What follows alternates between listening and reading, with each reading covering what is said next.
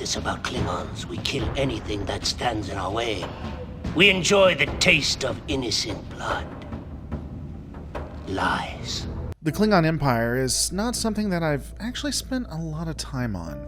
But you know, the more I analyze their history and the way they do combat, the more I realize they kind of suck at war.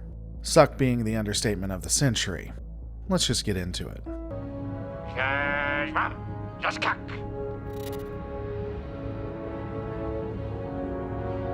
He said, "Today is a good day to die." Before we go too far, let's address two things that I know will inevitably come up in the comments. First, if the Klingons suck at war, how come they curb stomp everyone? I'll honestly push back and say with the exception of one TNG episode, they really don't. They don't curb stomp anyone. Secondly, them being a powerhouse at war really just shows how much more stupid everyone else is. The Federation chooses to let people die by not being pragmatic about things. It doesn't make the Klingons good at anything. But let's go ahead and scrutinize the Empire. The Klingon Empire has existed in an almost constant state of strife, pain, endurance, and war for their entire existence. We don't know their complete background, but it is likely that they were a barbaric and savage race that built the beliefs around war due to the struggles they had to go through. At some point, it's likely that an alien species landed on their planet and either attempted to commingle or, more likely, enslave them. This species, possibly the Herc, were ultimately deified by the Klingons, and in the end, the warriors rose up against their invaders and defeated them. This created their religion encompassing a great war with their gods where they killed them.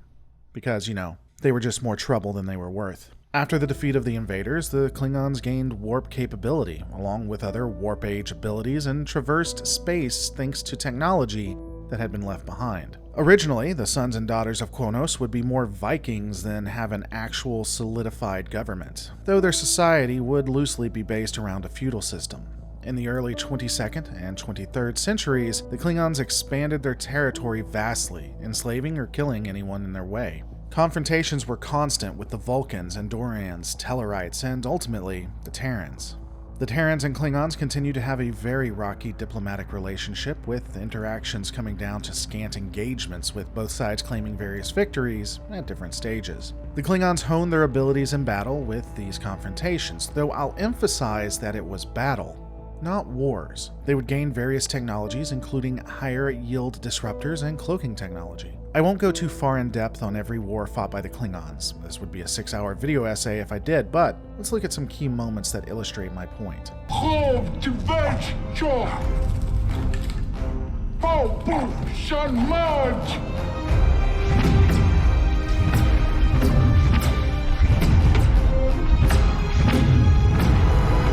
As an example, analyzing the War of 2256 to 2257, when a religious house, more akin to a cult, discovered a Klingon ancient ship and began to retrofit it. The cult leader opted to lure a Federation vessel out, the USS Sinju, and the result of that was ultimately the Battle of the Binary Stars. This first Federation-Klingon war was absolutely brutal, but not for the reasons you think. Why are we fighting? We're Starfleet. We're explorers, not soldiers.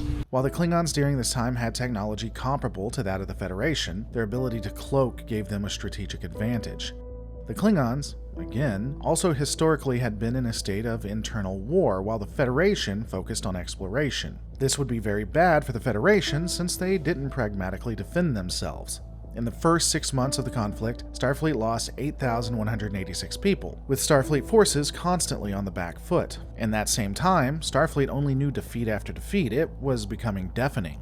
Fortunately for the science and tactical divisions, they co-opted civilian technology and began to use it for the war itself. With this new advantage, Starfleet could strike the Empire anywhere. This brought the Klingon advance to a stall, though would only barely turn the war. The use of this miracle weapon was first seen at the Battle of Corvan II, where a battle group broke through the defensive lines and attacked a vital dilithium mine. This mine accounted for 40% of Starfleet's dilithium supply. Again, another extreme weakness that the Federation never thought to fix. The destruction of Corvan II would cripple Starfleet, not to mention they were dumb enough to have children at the installation. It's okay. It was only due to the scientific genius of Paul Stamets and the spore drive that they were able to blunt the offensive. But the attack was idiotic anyway, it wasn't strategic. The Klingons, from everything we could tell, were simply trying to strong-arm their way through. Let's take a look at that battle as an example. As I had already stated, Corvan II was a huge blunder on both sides. Starfleet did not place enough defenses around one of the most important ore-processing planets in the Federation. They never considered that there may be a chance that the Klingons would break through their line. And the Klingons were so blinded by bloodlust, they didn't think strategically either, they just attacked. Had the Federation been facing an enemy that was smarter, they would have lost the battle. The Klingons were just blindly attacking Corvan II, and when a ship magically appears with no rhyme or reason, multiple Klingon vessels converging. Diverting all non-essential power to shields. The birds are at 1,000 kilometers and Their closing. phasers are locked, Captain. Hold tight, everybody. well, to hell with it, let's just attack that too. Let's not think it through or come from a different angle. In fact, even with a massive advantage like cloaking screens that prevented the vessels from being targeted, the Federation was still able to slow the Klingon forces down and hold them at bay.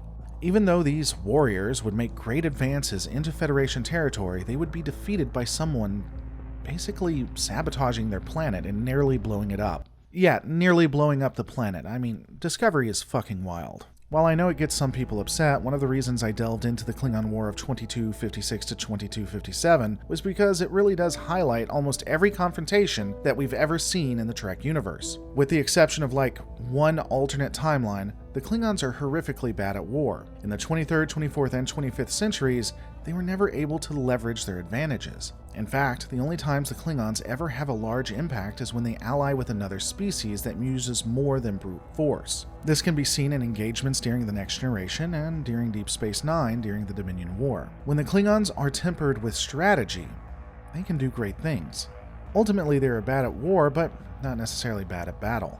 As I'm sure everyone's going to be commenting about, this can be sourced by Ezri Dax in Deep Space Nine, but she's absolutely right. If you look at the Klingons from the Star Trek Discovery all the way to Deep Space Nine, and even Voyager, somehow, the hierarchy of the Klingon Empire is the problem. They are so focused on battle and fighting that their internal political system is decayed, and likely was that way from the very beginning. When you have leaders that are more focused on glory and staying in power, they can't put their energies where it needs to be, the people. The destruction of Praxis is a great example of this as well. Ultimately, the Klingon Empire is a dying one. It only stays afloat thanks to the Federation, and it only wins because the Federation is headed by idiots. But these are just my opinions. What are yours? Let me know in the comments below. Don't forget to rate, subscribe, and hit that bell. Guys, I'll see you on the next Lore Reloaded.